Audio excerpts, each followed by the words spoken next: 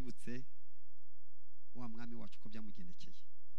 Munibuke kwa Nikari hano uko kose yitwaye kwamugize uwo ari we none abasha kubana natwe kaduherekeza mu rugo akabana natwe. Mbere ko tutangira ijambo ry'Imana mfite ishimwe kandi nababwiye ko abo mu gitondo dufite ibintu bitanu tuziranyeho. Baracyabibuka? Hanyuma kumva kugira ngo umuntu ubuzima bwe buhinduke agomba kubanza kumva. Icya kabiri kwizera, icya gatatu kwatura, icya kane gukora, icya gatanu kubaho. Wonyine ntiwari uhari mpamvu uri kubyica. Ubuzima nuko bwubatse, amahame nuko ameze. Ikintu gishobora guhindura umuntu mu buzima ni ukumva. Iyo wagiye ku ishuri wagiye kumva, iyo wumvise neza ibyo wumvise ukumva ari byo ukabyemera, wamara kubyemera ukabyatura, wamara kubyatura ukabikora, igisigaye ubaho. N'ijambo ry'Imana riraduhindura rero. Amen. Ishimwe mfite ni rihe rero? Urusengero rwacu tugomba gukora urusengero tutabona ahandi hantu mu Rwanda. Acyabyibuka?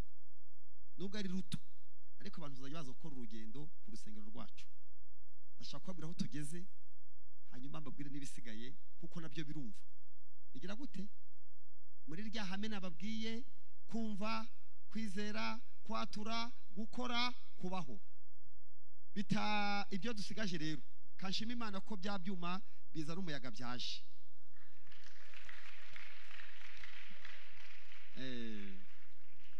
Ibyuma bizana ubukonje hano Gisenyi ntushobora gushya, niyo haba hashyushye. Niyo mpamvu dufunga amadirishya yacu yose ngo fungura, nta gufungura. Dushobora gukinga urusengero. Dufite bya byuma byageze ino nimugoroba, dufite 10 bira nibyo bihari. Hari hashobora kujya 2, hari akagikindi bizazenga urusengero rwacu ku buryo muzamwicara kumenya ko ubushyuhe bubaho turabyibagiwe. Amen. Iyo tutaza kubivuga mu mazina yabyo ntago biba byaje. Ibintu byose birumva. Ibyo utazavuga mu buzima, ibyo utazatura ntago bizaza. Ibyo manje bije muzaya abantu bose bakora ibiterane kugira ngo twaye turimo dushyuhirwa. Icyo kibazo Imana yagifatiye umwanzuro. N'ibyuma byari biri ku ruganda mu Bushinwa bizana amato we mpaka Gisenyi byarumvaga. Amen. Byo nishimwe mfite. Shimwe rya kabiri, muzi ko nababwiye abadamu ko ikintu utavuze kitabaho. Abadamu namenya amakuru ko batumije tapi yo gushyira hasigaye. Ubwo nayo iri kumva ahirira bizi. Ushobora kubona nimugoroba irayigeze hano nayo iri mu nzira. Iyo tutabivuze ntago byumva birumva rero. Hanyuma ibindi rero bigiye kuzaza biri mu nzira nabyo byumvise. Turashaka intebe usanga tugiye gukora. Zino ntebe ntabwo zikwiranye narwo. Hazaza izindi ntebe za automatique macyazibuka. Ubwo mugiye guhita mushidikanya, muhita nyine nicyo kibazo ugira. Abadiyakoni ntabwo muzajya kuvunika muterura intebe, muzajya mukanda buto zijyane ku nguta muri zigaruri. Izo muzazibona hano. Ikindi kizaza ni tapi nziza. Ejo nagiye kuri Serena Hotel ngo ndebe tapi nziza, amatapi meza abakomeye, apanizi utungutu duhinduka nk'itaka. Ikindi kizaza hano mu rusengero ni ibyuma. Hazajyamwe ibyuma by'itorero byestaye mu nkuta ku buryo abacuranzi n'abaririmbyi ibyo bindi mufite muzabibika mu bijyane mu ngendo. Tugiye kugura ibyuma byacu biguma mu rusengero. Nabyo birumva.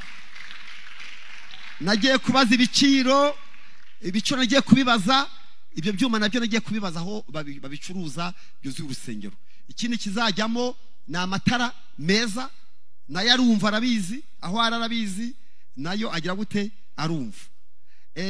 Hari akuma kwe dukeneye gafunga amasinga, mwayiga muca hariya hanze mugasanga amasinga ashinyitse. Hari akabox nako kari kabizi kahageze. Amen. Ikindi kizaza ni ekra. Ubundi abantu babasirimu bagikoresha bino bintu byitwa projecteur. Hari ibyuma bizabiri bigiye biri mu nkuta binini cyane by'ama ekra bikoreshwa na internet. Kuryo muzajya mwicara mukona ibintu nta rusinga na rumwe muri kubona, ukabona inkuta zose ziriho ayo ma ekra cyangwa se ibyo bintu bimeze nka kiriya ako bitagoma amatara. Byose birabizi nabyo aho biri. No mbivuze biri byumva, nibyibwirize tubone bizabiri hano. kandi muzabibona. Biravanga icyo musabye cyose mwizeye muzakibona. Turi kuba ku bwiherero bugezweho, turi kuba ubwiherero 20, tugiye kubaka 20, tuba dufite ubwiherero 25. Hariho igice cy'abagabo, igice cy'abamama bwiza busobanutse, burimo amakaro meza. Mu cyumweru kimwe, cyumweru gitaha buzabwaruzugi, kiriya cyo kuri 27 buzabwaruzugi. Ibikoresho byose biri hano, igisigaye nuko nyine ibyo kuvidura toilette, ukongera ukakora gushyiraho amabeto, kubaka, gusenya, bifata umwanya. Ariko ku cyumweru gitaha naho hazaba hari ubwiherero ugeramo ugasanga hari n'urubuga ahantu abadamu n'abakobwa hari ibirahure mwireberamo, mukisiga amavuta, mugasokoza. Naho twarahatekereje. Twabonye naho gushyira icyumba cy'umukobwa, naho twarahabonye. Umukobwa wagira ikibazo niko bakitiye cyumba, nacyo cyarabonetse, kizaba kirimo douche na toilette smart, nacyo kirahari. Tugiye gushaka icyumba cy'abamama bongerezamo igihe uje ko gusenga, ukaba wabasha konsa umwana ukanamutunganya kandi uri mu rusengero nta kibazo gihari. Ibyo byose muzabona bibaye. Amen. Nashimaga Imana roke byose biri mu nzira. Yesu aratwumva. Nabwiye ko n'amatara bagiye kuyatwegereza ku rusengero rwacu. Niba leta ituzaniye amatara iri hakurya y'umuhanda bakabayimuriye ku rusengero, ubwo Imana ntigiye kutuzanira ibindi bintu, ntigiye gucana amatara hano hakaza ububyutse, birashoboka cyane. Reka rero ne gutinda kugira ngo muze kubona umwanya wo kureba agafilime keza cyane kaza kubibutsa umubabaro wa Yesu.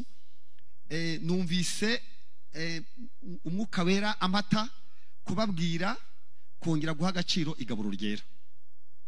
Ndabwira ibintu 5, ya kwabwira ibintu 5 igaburo ryera rimaze mu buzima bwacu. Kadusome ijambo ry'Imana. Ibintu 5 reka manze babwira agaciro k'igaburo ryera. Agaciro k'igaburo ryera turifashisha ubutumwa bwiza Yohana yanditse ibice 3:54 ngeze 5:6. Haranditse ngo urya umubiri wanjye. Urya iki? Tugiye kureba ukuntu umubiri wa Yesu wakubiswe mu kanya. Yesu yavuze ngo urya umubiri wanjye akanywa n'amaraso yanjye abafite ubugingo buhoraho, nanjye nzamuzura ku munsi w'iki. Nimumbwire ikintu Yesu yemeye n'icyo dusezeranyije. Hari ikintu Yesu adusabye, hari n'ikintu dusezeranyije hano. Ni ikintu Yesu avuze, aravuze ngo urya umubiri we akanywa n'amaraso ye afite iki? Ubugingo gusa, ubugingo buhoraho. Icyo aracyemerewe. Ubwo bugingo bufite none. Umuntu utarya igaburo ryera, Bibiliya iramubwiye ngo nta bugingo agira. None uyu munsi aka kanya nta bugingo afite. Hanyuma ikindi kintu Imana imuhakaniye, ntabwo ku munsi w'imperuka azazuka, azagumayo. Niyo mpamvu rero Yesu yavuze ngo kuko umubiri wanjye ari ibyo kurya by'iki by'ukuri, n'amaraso yanjye ari ibyo kunywa by'iki by'ukuri. Urya umubiri wanjye kanywa n'amaraso yanjye aguma muri nge, nanjye nkaguma muri we. Mwari muzi ko niba ari ikintu kibabaza abadamu no guteka ibyo kurya umugabo ntabiryeho? Abadamu byakubayeho rimwe, umugabo ngo arihuta ati ndihuta simfite umwanya ndajya mfite ubukwe, umuntu ukamutekera ntarye. Muribuka mu gitondo kutarya ibiryo bingana n'ibyaha 40. Umwana arahari. Kutarya igaburo ryera imbere y'Imana bingana n'ibyaha 40. Mwibaze umuntu wanze ibiryo byawe, mumushakire ibindi byaha mumukekera. Umuntu hanze kurya ukeka iki? Agasuzuguro. Agasuzuguro ndikamufata, kunena, kugushinja amarozi. Umuntu wanze ibiryo byawe abafite ibyaha 40. Nta mwanya wo kubivuga, nabivuze mu gitondo, abari bahari barabizi, ibyaha 40. Niyo mpamvu numvise umwuka wera atanyemerera kubibutsa ko igaburo ryera umuntu wese Imana yaravuze ngo urya umubiri wanjye akanywa n'amaraso yanjye abafite ubugingo buhoraho, ariko ikindi kintu nzanamuzura. Hanyuma arongera aravuga ngo impamvu nuko umubiri wanjye ari ibyo kurya by'ukuri n'amaraso yanjye n'ibyo kunywa by'ukuri. Urya umubiri wanjye akanywa n'amaraso yanjye aguma muri nge nanjye nkaguma icyo nicyo nshaka kubabwira, nibyo nashaka kubabwira. Ibintu bitanu rero. Icyambere, gusangira na Yesu byerekana ko ari we wenyine utanga ubugingo bw'iteka. Nuvuga ngo gusangira nawe, buriya abantu kambabaza akabazo, kuki mushaka musangira na Yesu imishinga? Kuki mushaka musangira na Yesu kugigoma?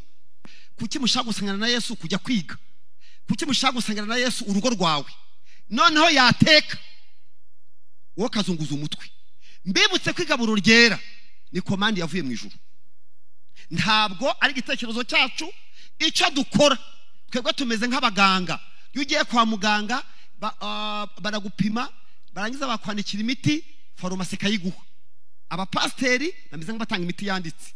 Igaburo ryera ni umuti, ni urukingo, ni ubwishingizi.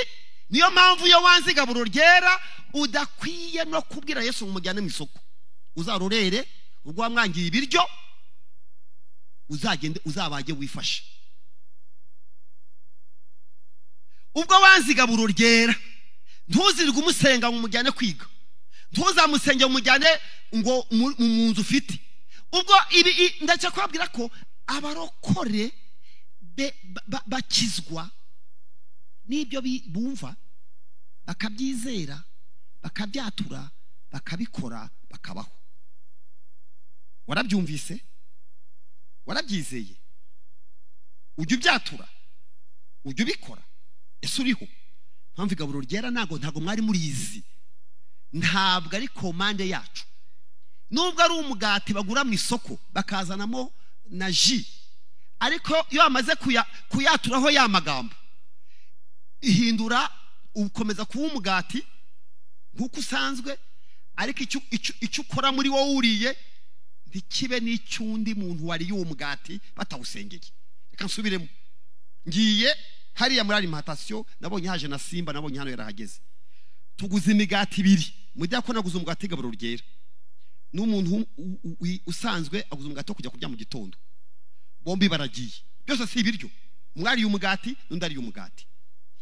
Tugeze hano wa mugati barawufasha, wakozwe n'uruganda, bawatuye haya magambo. Biravuga ngo upfa kurya wa mugati basengeye, ntabwo n'abantu bose kubera ko wasengewe, ntabwo n'abantu bose bemerewe kuryaho. Kubera iki? Tarasengerwa bawurye. Numara gusengerwa bawurye, uhita ugira indi natire, ubundi buzima, n'andi mabwiriza, n'andi mategeko. Kubera iki? Nagiye kwa muganga kuwa ndumva musibejo, numvaga ndwaye, njya kwa muganga, njya kwa Nyirinkwaya. Yezo barambwira turwaye iki? Ndababwira. Njya ku mudogiteri, mubwira uko ndwaye. Ngiye kubona mbona afashe ikaramu, aranditse ngo ujya muri farumasi. Ngezeyo bampa imiti, kamwe mu gitondo, saa sita nimugoroba. Nuko bambwiye barenza nikora ibinini, mbibahe mu bimwe namwe. Hari ubishaka mbimuheho? Ubwo nange ndi kubinywa nawe babiguhe? Kuki mugiye kuki mubyanze? Oya, mumbwire impamvu mudashaka umujye kambituma umuntu abizane mu binywe. Uwumva mbese ashaka kubinywa ninde? Hari mumbwire impamvu mutabishaka. Nuko batabi bandikiye. Igaburo ryera ni umuti ukiza. Inyarugenge muri korari imwe y'inyarugenge hari umuntu urwaye urushwima, yararwaye inda, yarabyimbye, ntaho batamuvurije, agoma mu bitaro, abara n'ubwavayo, baganga baramuhaye ibintu byose, baramuvomye amazi byaranze. Bukeye yumva ko twatanze igaburo ryera, abwira abashumba ati nanjye munzanire nzi kwigaburo ryera ari umuti.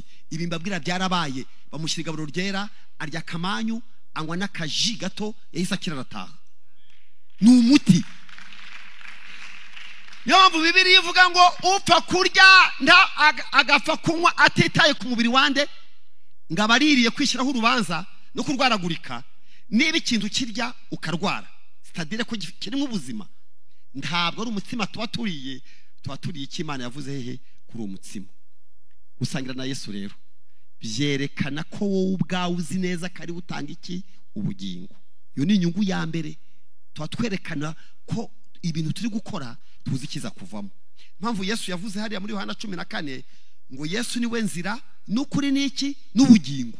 Iyo turiye wa mutsima munibuke, kandi birasaba ko muzabura kwizera ukamenya ko Yesu abari kwigaburo ryera. Abantu bose batetse ibiryo babihagarara hejuru. Bahi umuntu atetse ibiryo abihagarara hehe? Mumbwire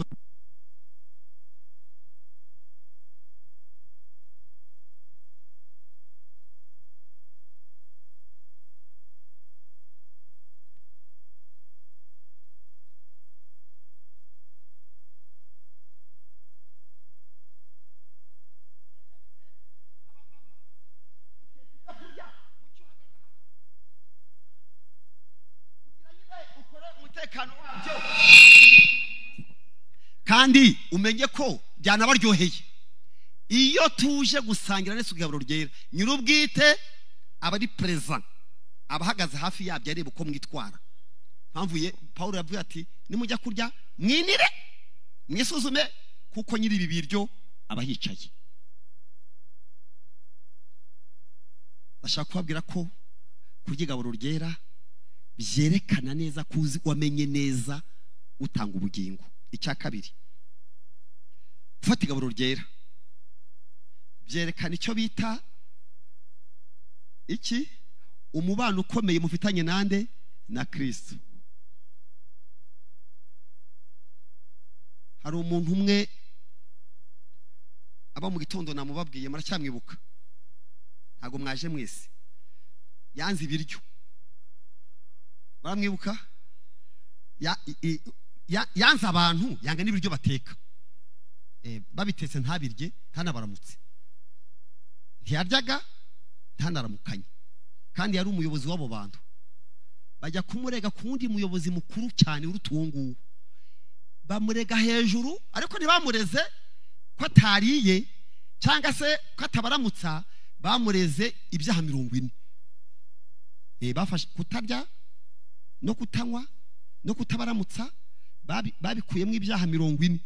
Bagiye batekereza kutarya buriya nta kindi cyaha kirimo, nta kihishe inyuma. Bamurega ingengabitekerezo, bamurega amoko, kandi ntabyo kuko yanze kurya gusa.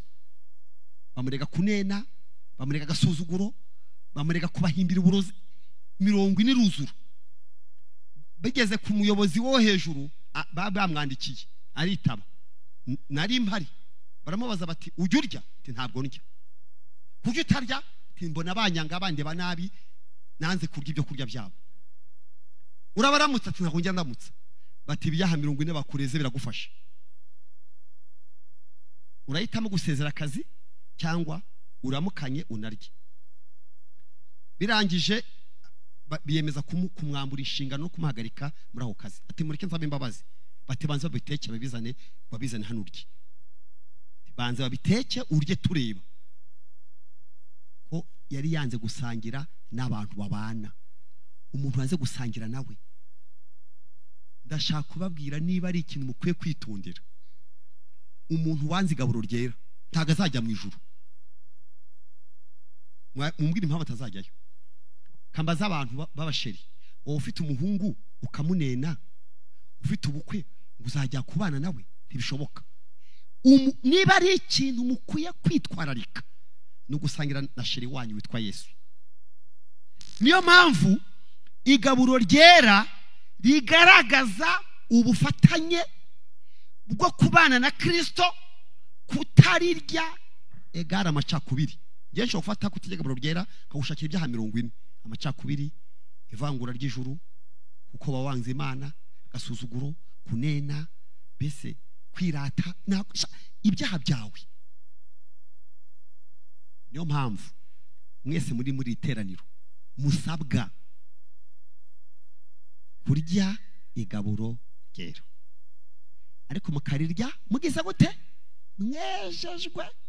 Kuko kutarirya ni ibyaha 40. Kurirya wanduye ni ugukurura, ni ukwijyana mu rubanza no mu rukiko, no kwiciraho iteka, no kurwaragurika. hari indwara zimwe zikizwa n'igaburo ryera, ntabwo risimbura imiti yo kwa muganga, ariko igituma Imana irivugaho ni uko izi mpamvu. Icya gatatu, gufata igaburo ryera ni ibyo kurya by'umwuka, ntabwo ari ibyo kurya by'umubiri. Niyo mpamvu Matayo yanditse 4:4, aho Yesu yavuze ngo umuntu ntatungwa n'iki n'umutsima gusa, ahubwo atungwa n'ijambo ry'iki ry'Imana. Kubera iki? Yesu niwe mutsima w'ubugingo, umwegera ntago azasonza. Ntabwo abarokore batungwa n'ibitoke n'amashaza n'ibishyimbo gusa, dutungwa n'Imana yavuze.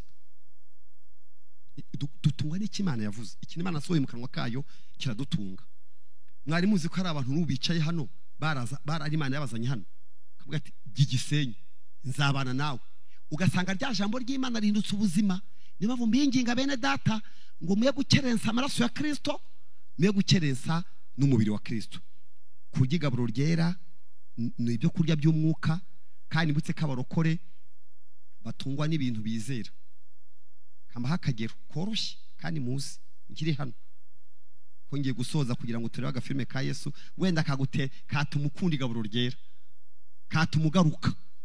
Abaguye muri mwe mwihane, muze tubasengere mukizwe kuri kino giterane cya Pasika, ukizwe. Igituma cy'igaburo ryera ni icyaha kihanuza igaburo ryera. Nutarirya we kumuhamagara ngo mujyane muri business zawe, ubwo wanze ibyo kurya bye murekere wirwarize.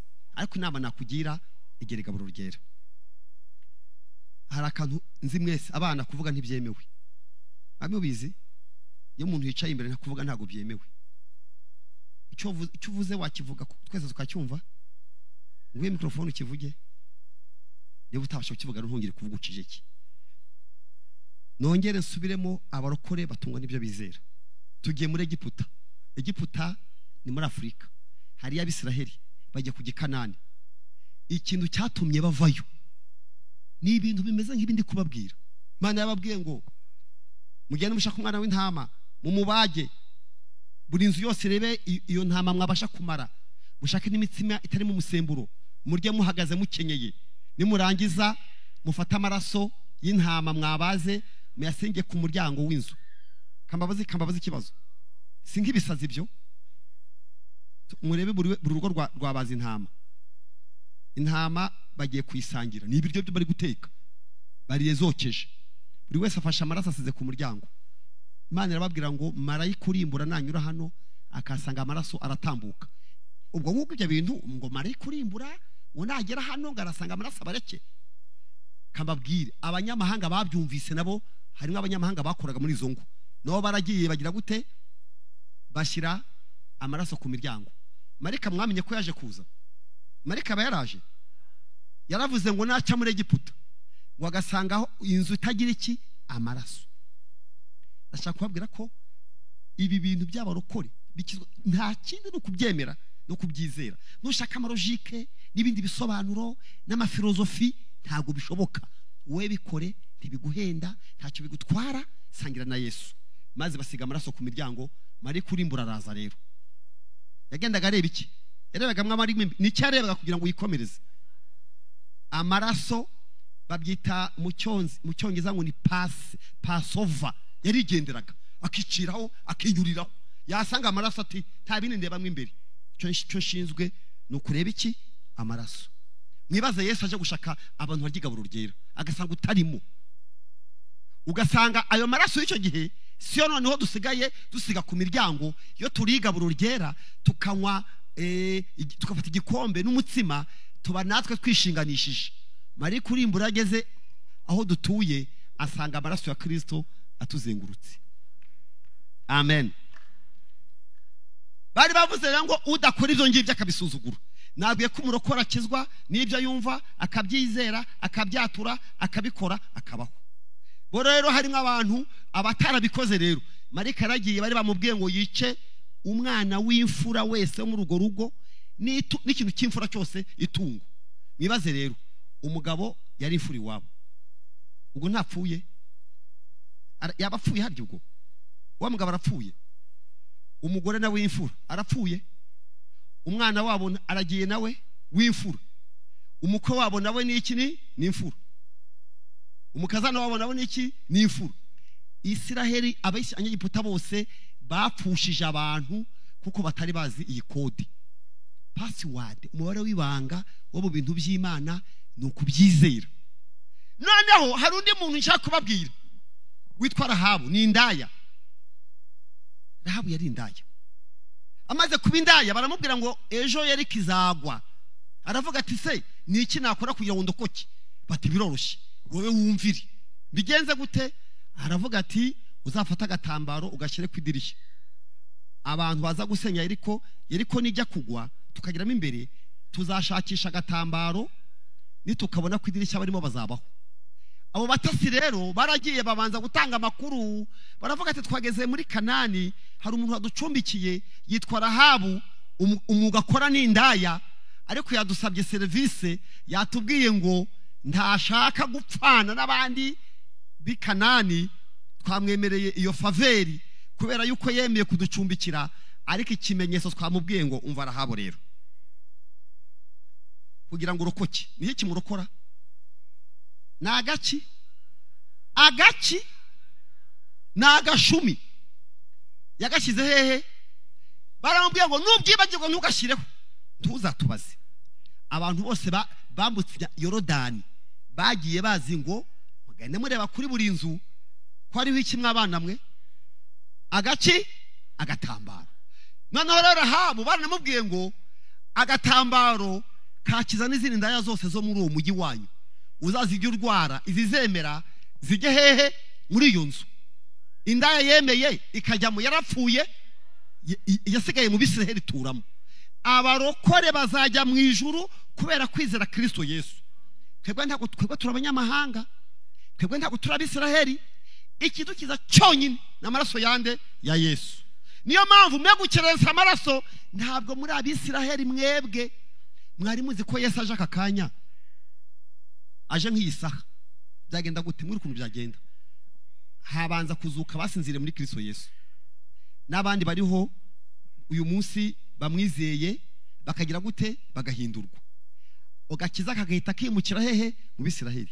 Ababa bakiriho bose batarapfa, kwinangira kwabava mu imitima yibuye yatumye bica Yesu ikabavamo, bagahabwa umutima w'inyama bose bagakizwa. Nawe wajya gukirizwa yose warahawe agatambaro wakanga. Abanyamahanga igihe cyacu ni iki, kizwa none, tubitekerezeho, ntubyibazeho, fata icyemezo ryari uyu munsi. Icya kane, igaburo ryera ni igihamya cy'umuzuko. Ndashaka kubabwira ko igaburo ryera ni igihamya cy'iki cy'umuzuko.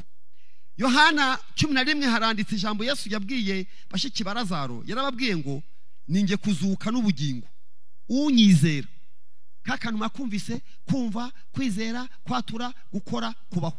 Ninge kuzuka n'ubugingo, unyizera naho yaba yarapfuye azongera biho. Umwizera arongera ngo kandi umuntu wese ukiriho uyu munsi, umuntu wese ukiriho utarapfa ntabwo azafite iteka ryose. Akajambo gakomeye, mbese wizeye ibyo? Buriya aramubajije ngo ufite umubare w'ibanga.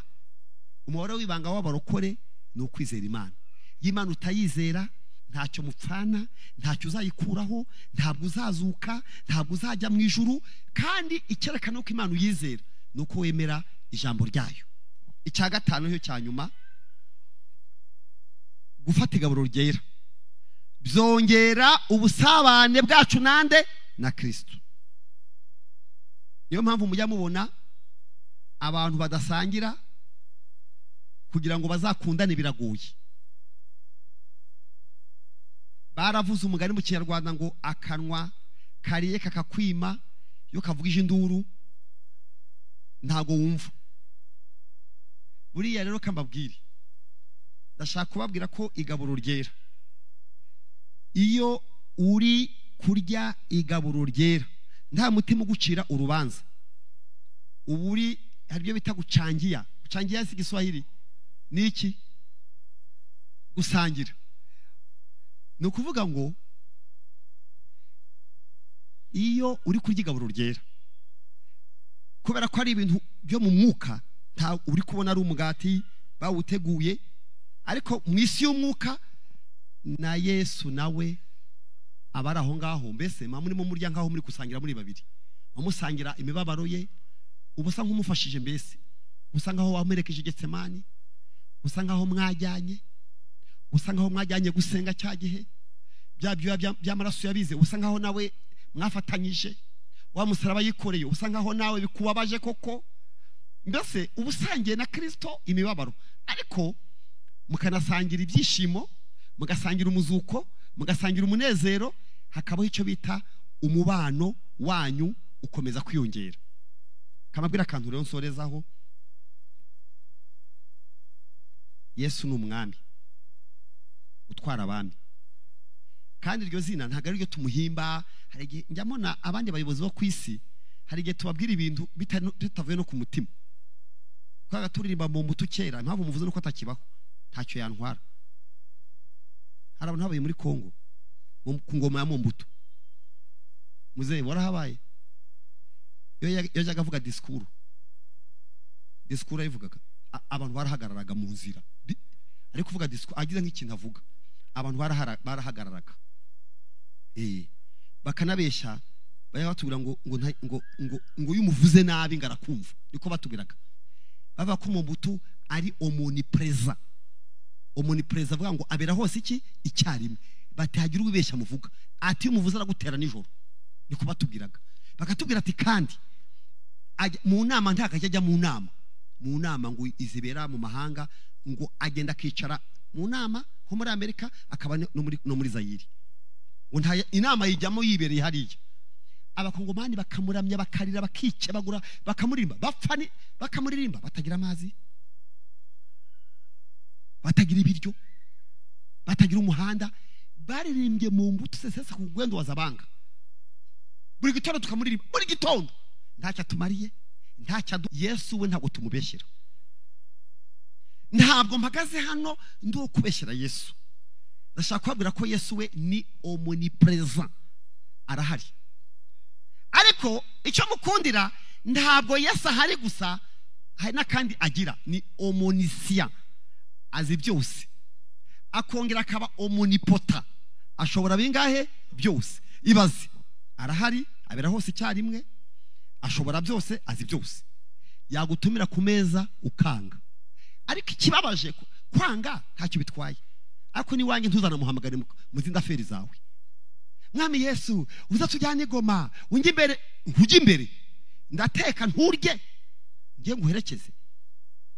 Niyo mpamvu mbinginga uhereye aka kanya, ubu nkibivuga, amaraso yawe ntazambarweho. Kubwije ukuri, nudasangira na Yesu igaburo ryera, hari ibintu bitanu bitazakubaho. Icyambere, ushenye umubano wawe nawe, ibyo muzabipfa. Icya kabiri, ntabwo uzazuka. Icya gatatu, ubusane bwawe nawe wapi. Icya kane, ntabwo muzabana mu buzima bwa buri munsi. Icya gatanu, ntutegereze n'impanda. Bibabwiye bitari byaba kugira ngo ejo mutavuga ngo wajya gutubwira ibindi, tutubwira igaburo ryera. Uyu munsi na profise mbonye mwaje bitama kuvugira Yesu wantumye hano. Ngiye ntabwo hano bahagaze kubera ko nizanye, ntabwo mwantumiye, ntimwampamagaye, ntimuzi uko naje. Ngiye yarantumye, mfite icyemezo cy'ijuru cyo kuba ndi hano, mfite ibishaka. Kandi ibi biryo yatetse ntimugire ngo agiye kubiteka bikuye kuri, yabyikuyemo, yikuyemo ibijya ateka. Hari indirimbo byavuga ngo utigeze kumenya icyaha. Abana murayizi, ngaho mukaririmbi, ndi gusoza. Kumenya icyaha Imana yamuhinduye cyakubwacu, imutanga mu maboko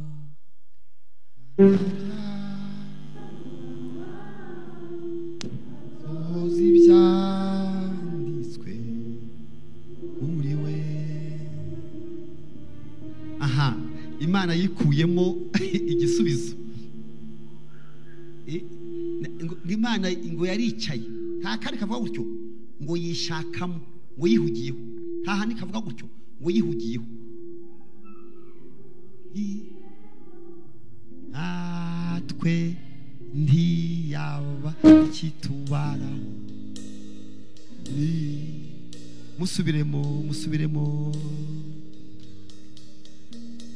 Imana yihugiyeho natwe ntiyaba kitubara ukiranirwa kwacu komeze ashimwe Yesu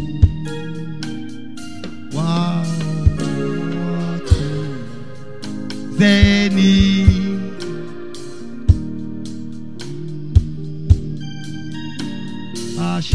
ashimwe Yesu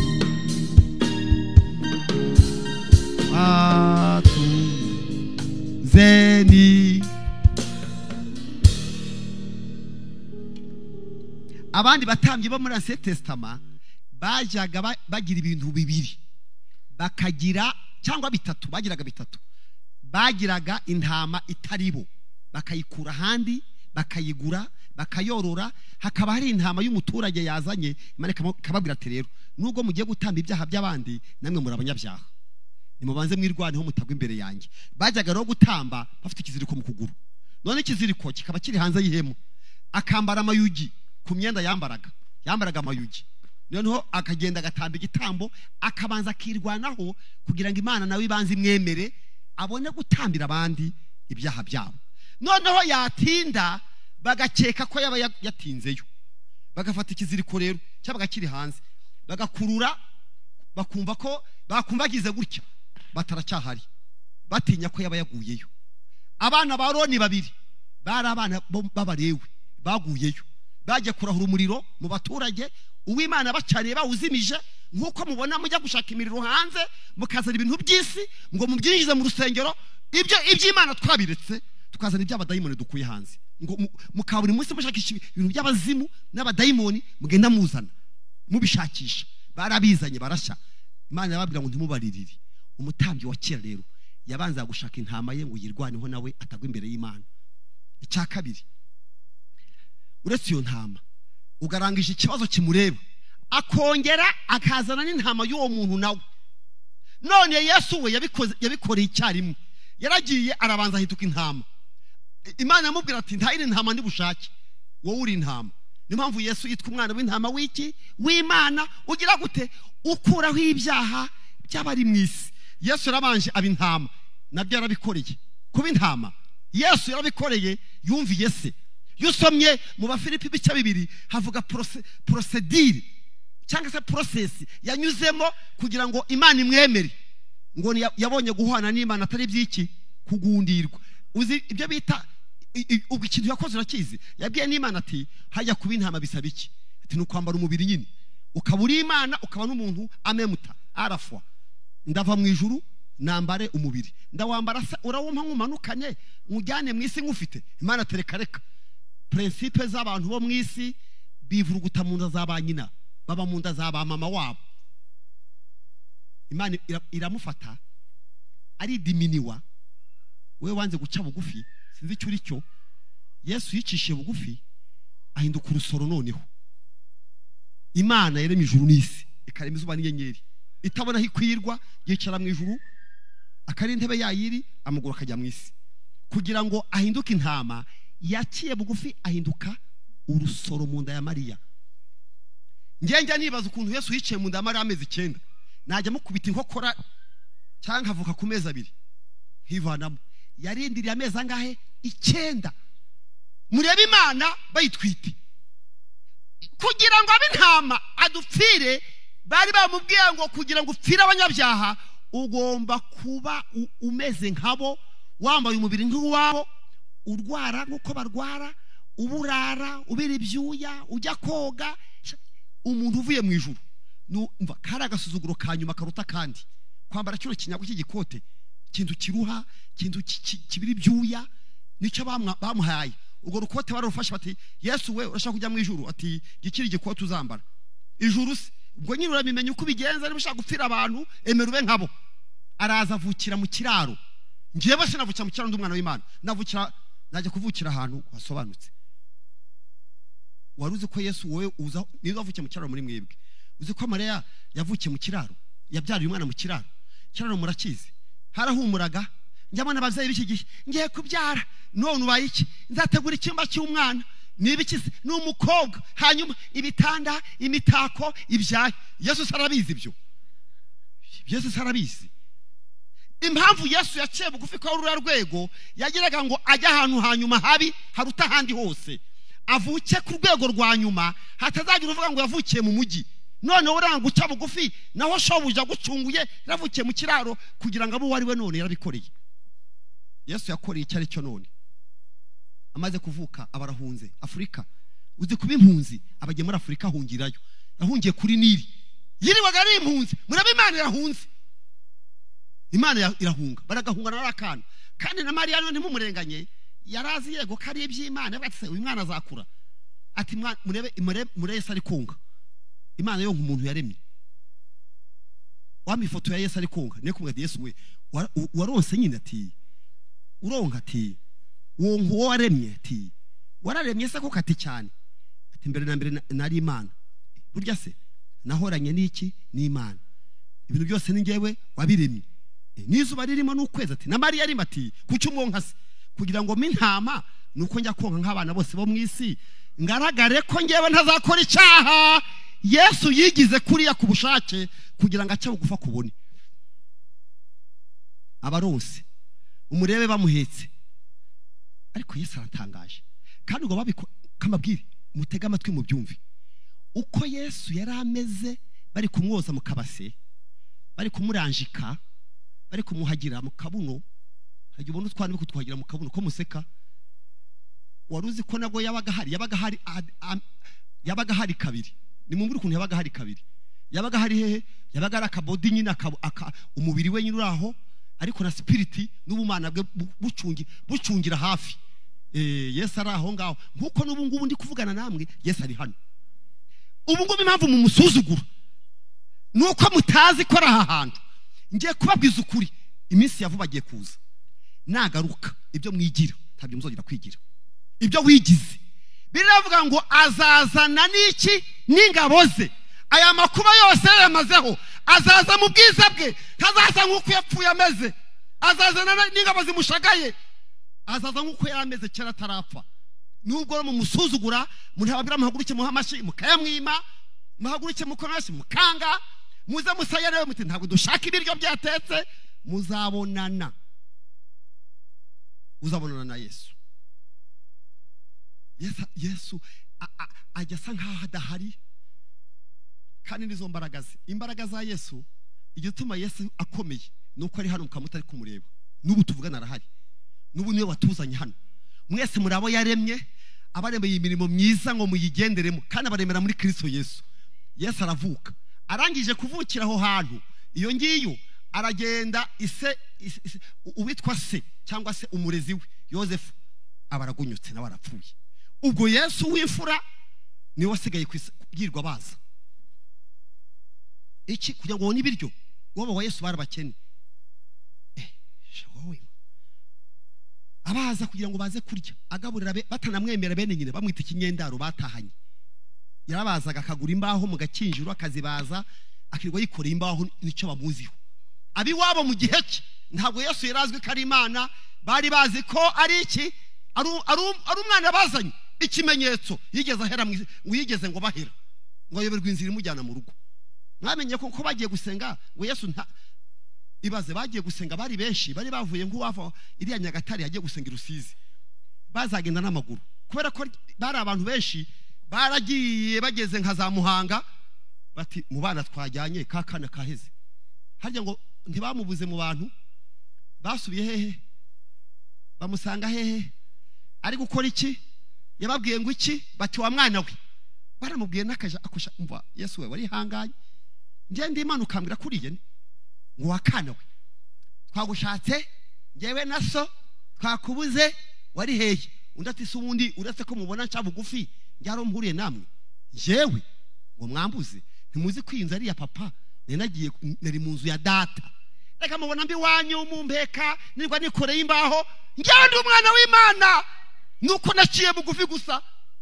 Yesu ni umwana w'Imana, Yesu ni umwana w'Imana. Nubwo bamutamubona ariko hano arahari. Baramujyana bati tembera tugende, ugenda ujya guhera gusa uzerera.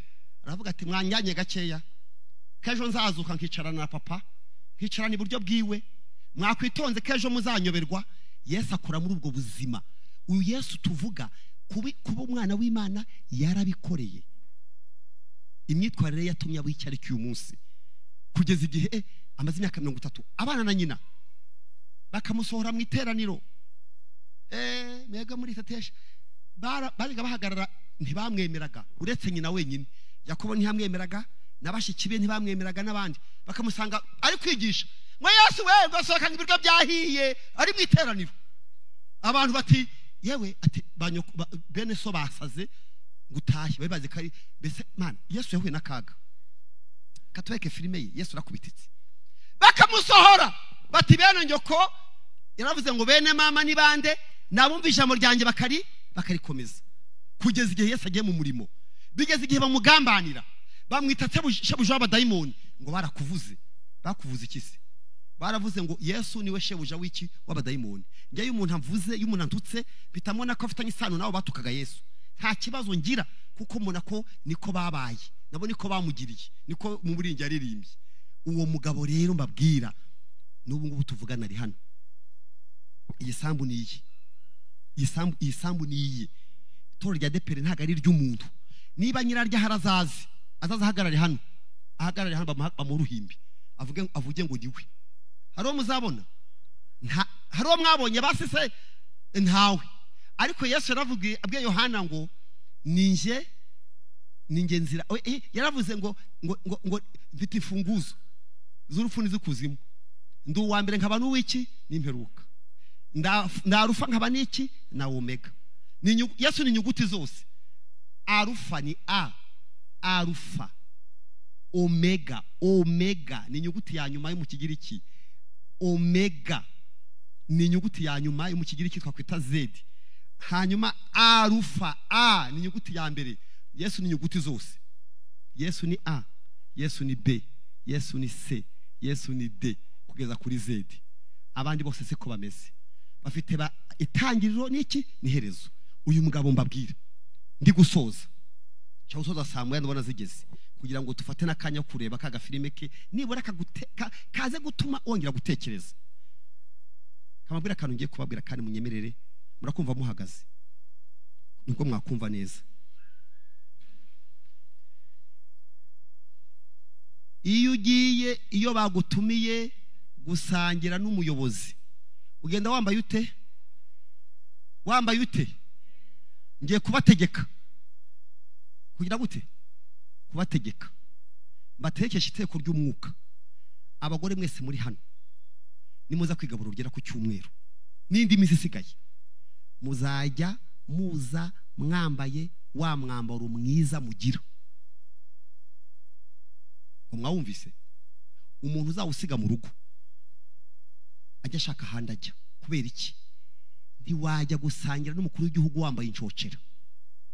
Abarokore bacarutse abo uyo babaga bagiye kugabura ryera barabisengeraga bakiyeza bagasenga. Ndasaba abagore muri aha n'abakobwa mujye muza kwerugira mwabitekerejeho muzi ko mujye gusangira na nyiri gihugu na nyiri Afrika na nyiri isi. Mumenye ko nubwo mutamubona ariko ari hano kandi areba ishijisho ajya narakara nubwo mujya mu mutetaho murabyina umujinya we ni mubi yarakaye n'isi yayikongeza. Abanyagisenyi mweke mbabwira ibanga iyo ni kode y'abanyagisenyi. Sinzabona umugore ambaye incocera aje hano ngo aje kwigaburo ryera. Ubwo turakirangije kereka bataje nibo bonyine muzabambwirire. Abagabo murahari n'abasore nimuza kwigaburo ryera mukaba mwemera ko Yesu nawe ahari ari nawe nyiraryo mujye mumenya ko ahibereye. Umunsi w'igaburo ryera mujye muzi umuntu wese ubitegereje abazati mugiye mujye mu bukwe mujye mwikiriza ko mugiye hehe mu bukwe. Uzi ko utashe ubukwe utakereza umwenda uzambara. Uwo muntu waba umuzi utewe ngiye mu bukwe ku muntu sinamuzi pe, kuza wambaye neza ugiye mu bukwe na Yesu ntabwo umuzi. Niba wambarira umuntu utazi ukajya mu bukwe bw'umuntu utazi ngo yewe ngo banseka pe, yewe kagakenyero kanje kampe ngende, kujya mu bukwe bw'umuntu utazi. Yesu ntabwo muziranye, Yesu ntabwo mukeneye. Mujye muza kwigaburo ryera mwambaye neza, umwenda w'icyubahiro muze muzamo wambaye, kandi mubigendere uvuga uti ngiye kwigaburo ryera. Amakonje, anniversaire, ibitaramo, umva Imana iba yagutumiye. Ngewe y'umuntu antumiye nkabona n'umuntu ukomeye mu kazi kacu, ibindi byose byo hasi bivaho. Umuyobozi wanjye yantumiye ngo nze mu nama, mvuga ko mfite indi nanjye, oya mwambwiye, oya nanjye mfite gahunda, ngiye kureba pare na marene haratuza gusohokera. Boss yampamagara ngatinyuka, none Imana irabatumaho ngo muze kwigaburira mukaba mufite aho mujya. Aho mujya se heye kwande, aho mujya naho ni mukwe, aho mujya ni mwisambuye. Ibyo mugiyemo nabyo nibye. Ndashaka kubasengera, ariko mbere kubasengera ngo soze, ninde muntu ushaka ko dusengana nawe utajye gaburiro ryera ugiye kuritangira, kuko simpamya ibizakoho simbizi. Umuntu ushaka kugiga gaburiro ryera uri warariretse ku mpamvu zawe bwite, utagiye gaburiro ryera akabaje kumva ijambo ry'Imana, naze musengera niba hari zamuruko kwawe. Abantu ndi ngwino nimuze hano, impamvu sinzizi sinshaka no kuzimenya. Imana ikuntumye ngo ngusengere. Iri teraniro ryari ryawe, hari igihe amateraniro abaraye abantu ugasanga ryabaye ariko Imana igushaka. Muri abasore mukeneye Imana, muranga ibiryo bya Yesu n'imishinga mufite n'ibyifuzo mufite. Impamvu zatumye utarirya zihorere, nuna tugusengere. Ngwino upfukame uvuga uti Imana menye neza uko byagenze, ngiye gusengera abantu. Bashumba mwegere hafi nsengera aba bana. Nta wundi muntu usigaye hano utagiye gaburiro ryera muri teraniro. Abandi mwicare maze nsengera abangaba. Haze gusa abantu bashaka kugiga gaburiro ryera. N'abaduteza amatwi bari kure, uyu ntago ari umuhango n'umugenzo. Yesu ari kuvuga ngo umuntu udasangira nanjye ye kuntegereza mu muzuko, ye gutegereza ubugingo. Ni muze tubasengere, kubera ko Imana ifite impamvu yabazanye muri amateraniro. Reka nsabe uyu mushumba azamura ijwi ryiwe, murambike ikiganza dusengera aba bantu. Icyatumye mutarya gaburira murakizi, ariko gikuweho mu izina rya Yesu. Turagushimiye mwami wacu Yesu, turaguhimbaje Mana yera kandi Imana ikiranuka. Tugushimira urukundo rwawe wadukunze, wena kuza kudupfira tukiri abanyabyaha. Tugushimiye ijambo ryawe tumaze kumva, kandi tugushimiye abana bawe bumvishije imbuguro ndetse n'inama nyirije mu mukozi wawe. Rubo taje kugaburo ryera, noneho baze bace bugufi, batura ibyaha byawe, babisabira Imana imbabazi, kugira ngo nabo mwambezwe n'amaraso yawe. Uhereye umunsi nabo baze babona inyungu zirimo zo kurya kugaburo ryera, zo gusangira n'umwami w'abami n'umutware utwara abatware. Ubagire neza babuhore, babara ibyaha byose bakoze, baricumuro byose bagucumyeho, ibyo batera gutaza kugaburo gusangira nawe bikurwa kuba amaraso menye kumusaba igorogota. Uhereye umunsi windire ku byaremwe bishya, amazina akomeze kwandika mu gitabo cy'ubugingo, uzi umwuka wera ubashoboza gukomeza gukunda no kuza gusangira nawe, kugira ngo n'ubundi nibagirirwa ubuntu bazasangire nawe mu bwami bwo mu ijuru. Cyubahiro cy'Imana Data mu izina rya Yesu, amen. Mujye kwicara. Ubwo impamvu zatumye mutarirya muzazisobanurira abayobozi, hari izo bazabagiraho inama. Mbere yuko rero tuza kureba agafilime kari hariya, reka tubanze dukore umurimo wo gutanga ituro ku murimo w'Imana. Bari gutegura ako gafilime, tugiye gutanga ituro ku murimo w'Imana, hanyuma tureba agace gatoya. Ntacyo burishyizeho, ntacyo nubwo ijwi rya waba urifunze, ariko burishyizeho ntacyo. Dutange ituro ku murimo w'Imana. Hari umunsi umwe rero nigeze njya mu iteraniro, nigeze mbona umuntu Imana imutwika mu rusengero, aravuga ngo ndaryigaburo ryera ryanze imyaka niba ari 4, aravuga ngo ndarirya. Ryera ryanze. Imana idufashe. Ni byiza kure babimana bateranye bakundana, mwuka werana ubakunda ubazenguriwe si byiza gusengana indirimbo byabo bitumbagira ijuru gusenga indirimbo byabo bitumbagira iyo bageze imbere yawe baje gusangira nawe urukundo ruva mu ijuru rurabanezeza cyane imitima yabo igusingizite imitima yabo izere igusingizite. Murakoze cyane. Ejo mu gitondo turakomeza nibature nk'uko bisanzwe saa 3 za mu gitondo tuzakomeza amasengesho kugeza ku masaha saa 9. Ku mugoroba saa 1 tuzagaruka twongere dukomeze pasika yacu tuyumve tukomeze kuyirya. Hanyuma ku cyumweru n'igaburo ryera twambaye neza nk'abagiye gusangira n'umwami w'abami udapfa udahinduka utarwara. Muzaze muri smart ku buryo bakubaza ngo kuki ugiye habaye iki utinge gusangira na nyakubahwa Yesu. Umubatizo nawo abigira umubatizo mu gitondo saa 12 muraza kugira ngo mutunganywe. Hanyuma saa 3 muragaruka muvuye kubatizwa. Niba turirangira abajya kubatiza baraba biteguye. Ubwo gahunda nshaka kuvuga niyo niba ntandi matangaza hari wambwira hanyuma nta kintu gisigaye. Dufite korali yitwa Ingabire izava ahantu bita Muhoza, izaza ku itariki 27. Icyo dushaka kubabwira no kumenya ko izaza icyo gihe bazaza mu gitondo bazindutse bataye ku mugoroba. Hanyuma ku cyumweru tuzakusanya za nkunga zo kwakira abashyitsi, kandi mugomba gukura mukava mu bintu by'ubwana. Iki ugomba kumenya ngo nibavuga abashyitsi, amavuta n'ayange, amazi n'ayange, amakara n'ayange, ku buryo ugira ikintu cyawe wiyemeje. Dushaka kuyatuvuga ibyo bintu urwego mugezeho n'imyaka mumaze gukura. Icyange ndakizi, ninzanumva abashyitsi baje nzaba nzi icyo njya nkora ku bashyitsi.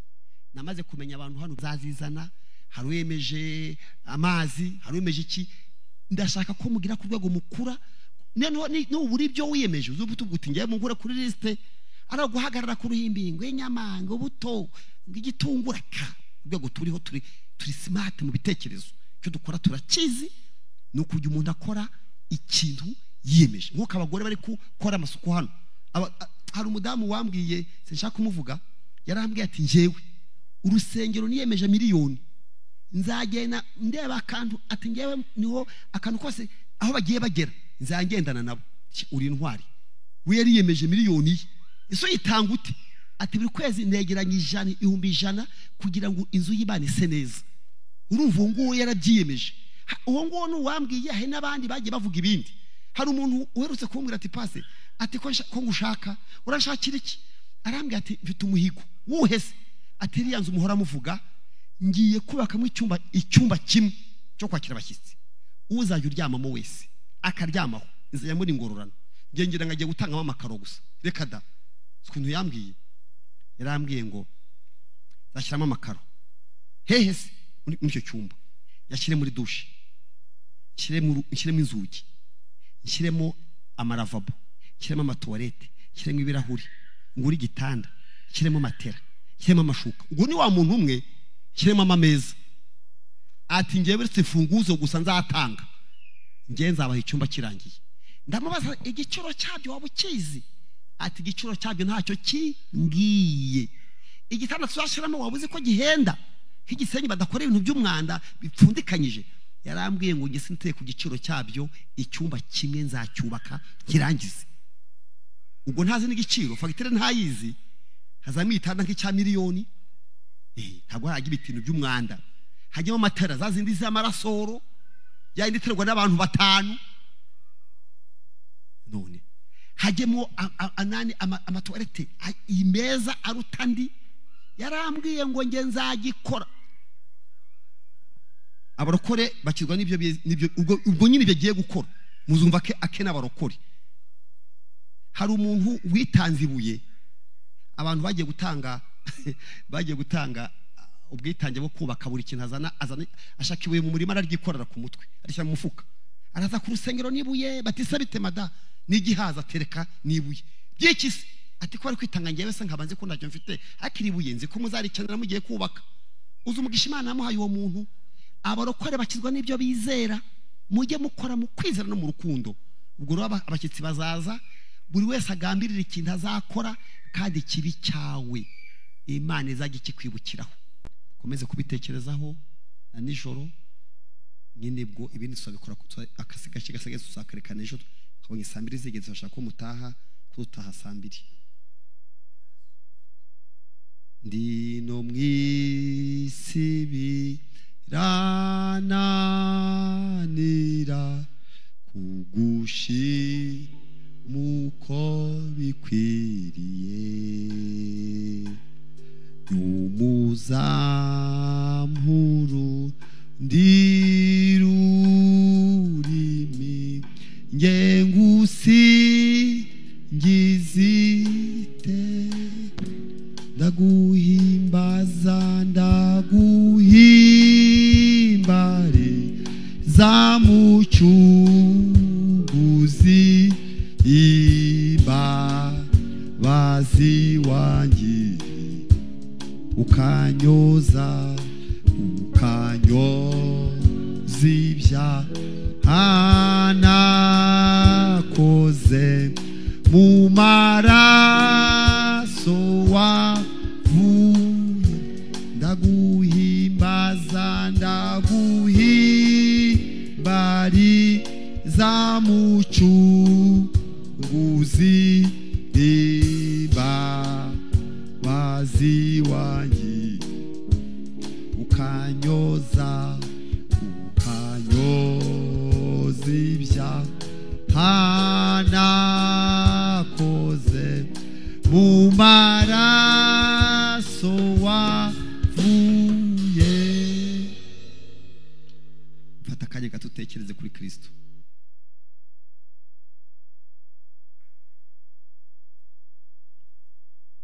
Unibuke kwandi ko ejo tuzabereka ko nubwo yagiye hari ariko yaje kuvayo ku cyumweru, yazutse ari muzima. Kuva icyo gihe kugeza none ariho, no muri amaterana yarimo. Ubu ngubu nubwo turi hano ari kudukurikirana ngo arebe uko tumutekereza, arebera arakureba akakwitegereza, azi n'iherezo ryawe. Mwese uko muri hano nanjye ndimo, kuzasoza urugendo rwawe arabizi.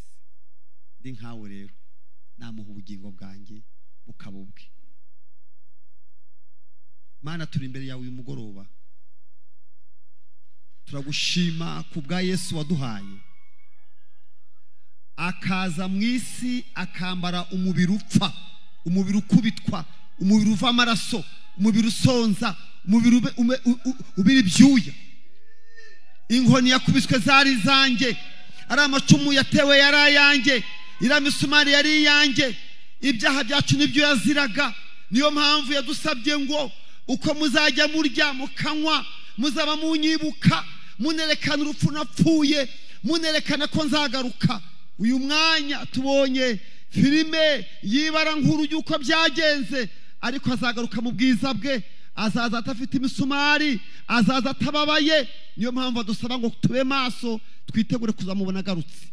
Tugushimiye abantu bose bari muri iteraniro, tugushimiye imesaje umwuka barahaye buri wese, tugushimiye icyemezo buri wese afashe, tugushimiye imyitwarire tugiye guhindura, tugushimiye ko washimye ko uyu munsi duhurira mu nzu yawe twibuka ko ari uwa gatanu watanze ubugingo bwawe ku bwacu.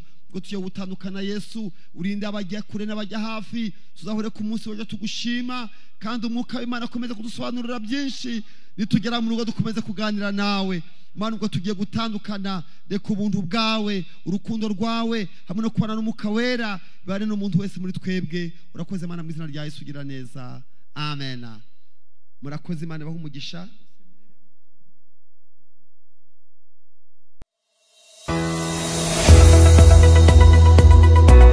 Evangelize Le Monde Pro service dutanga dufata kandi tugatunganya amafoto n'amashusho y'ubukwe bwawe neza ndetse n'ibindi birori bitandukanye urifuza gukoresha YouTube tugufasha kwagura YouTube channel yawe vuba ukeneye channel yo kugura nabyo turabigufasha ufite channel ariko wabuze kushyiraho ibiganiro tugufatira amashusho tukakweditingira ndetse tukanabigushyira kuri YouTube channel yawe mu gihe gito nawe ubutangiye kuryoherwa n'ifaranga rya YouTube kubifuza ko ibirori byabo birebwa mwako kanya ku isi yose dukora live streaming ukeneye kwiga gucuranga piano cyangwa gitari aho waba uherereye hose ku isi tubigufashamo utiriwe uva aho uri dukorera mu Rwanda no mu Bufaransa waduhamagara kuri izo nimero ubona kuri screen yawe Evangelize Le Monde